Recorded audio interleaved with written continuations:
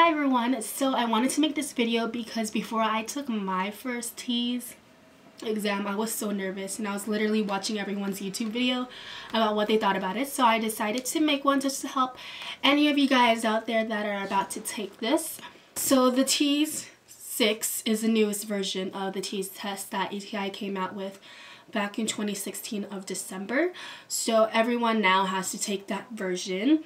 And there's 4 sections in there. I'm just gonna go section by section, breaking it down by what was kind of on, and then what I kind of did to study, and then what I got. I've only taken the test once, and I plan to take it again in April. First off, my grade that I got was an 82. I thought it was kind of important that I kind of tell you guys my score, so it kind of makes me somewhat credible for the tips that I'm going to give, if that makes sense. So like I said, there's 4 sections. The first one that I'm going to be talking about is the reading section, and now there's 53 questions and they give you 64 minutes. And I just first wanted to start off by saying that don't be scared about time, because you have plenty of time. So many people finish before the end of the test, the actual time for the test that was given. So honestly, don't be afraid with that. And they also let you go at your own pace, so you can take breaks if you want to.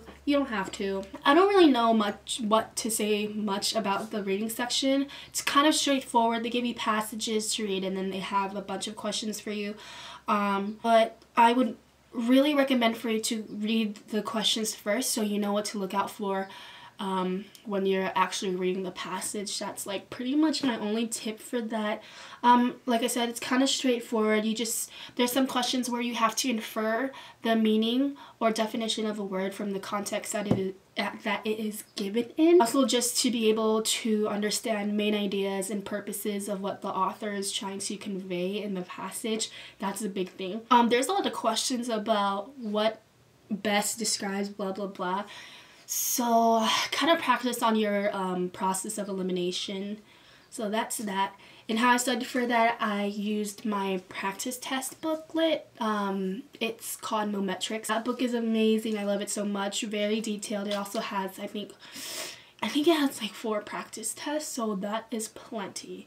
And I'll also leave a link down below to their website. That book is amazing. There's not much you could do to kind of like study for the reading besides just repetition of reading different passages and answering the questions, and kind of just improving your overall critical thinking skills. Also, another thing, just be able to look past the main idea or past the obvious idea, kind of think deeper of what the author is trying to convey. Okay, I got an 85 in that section.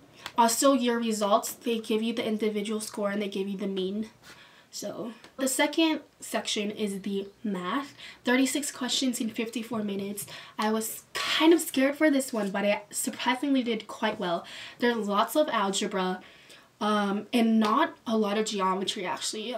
There was some, but main focus was on just algebra that you did in like freshman, sophomore year of high school. So lots of basic math. Make sure you kind of know your conversions, you know, in the metric system. Solving for x, graphs, be able to interpret graphs, doing percentage problems, like maybe finding discounts of something, inequality, so like the less than, greater than stuff. A lot of it was just very super, oh my god, I'm so redundant. It was just very realistic math that you could see yourself using once you're in the nursing field. How did I study? Obviously practice problems. I cannot emphasize how important a study guide is, because these study guides legitimately give you topics that you need to study because they have been on the test once before. So I would rather have these books than kind of just going out on a limb on what might be on the test, because that's just going to take forever. This one, they will give you straight up what you need to know. Oh, and I bought another one because I already finished my Mometrix book. So I heard quite good reviews on this, so we'll see how that goes. I got a 93 in that section. Okay, section 3 is going to be science. There's 47 questions and they give you 63 minutes. Science, not my favorite of the test. It will definitely help if you have already taken all your prereqs, your science ones. There's just basically a lot of human anatomy and physio questions, surprise, surprise. And just make sure you know all your body systems.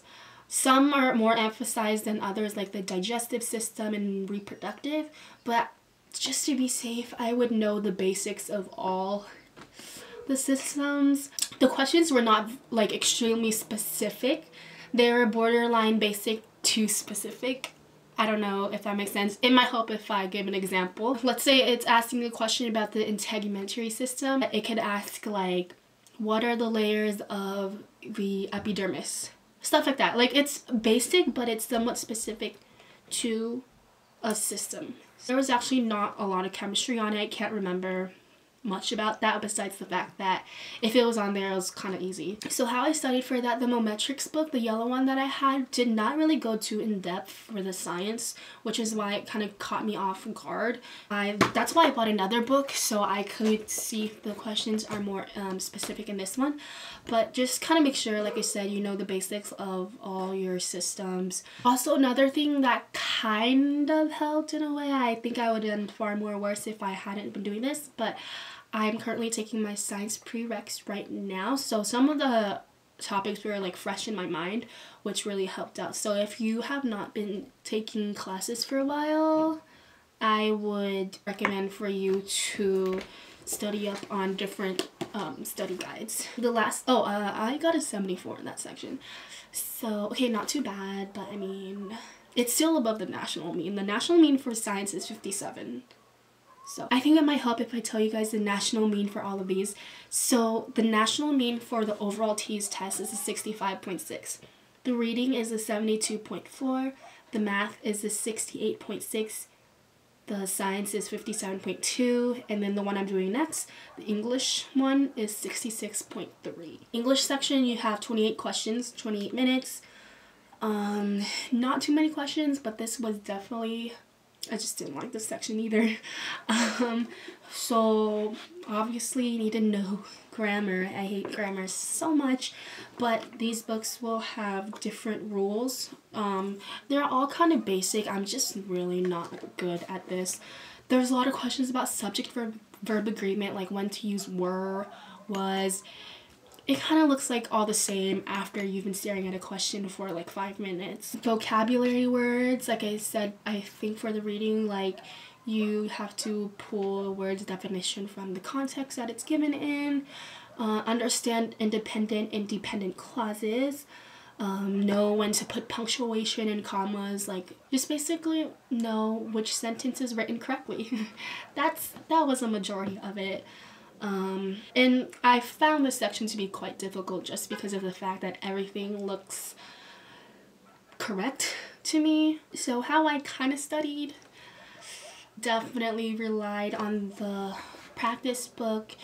I looked over the grammar, basic grammar rules. I also looked at videos online. If you just type in like TEAS grammar study guide on there, on YouTube I mean. And I just kind of tried to internalize different grammatical rules. So yeah, this one is hard unless you're really good at English.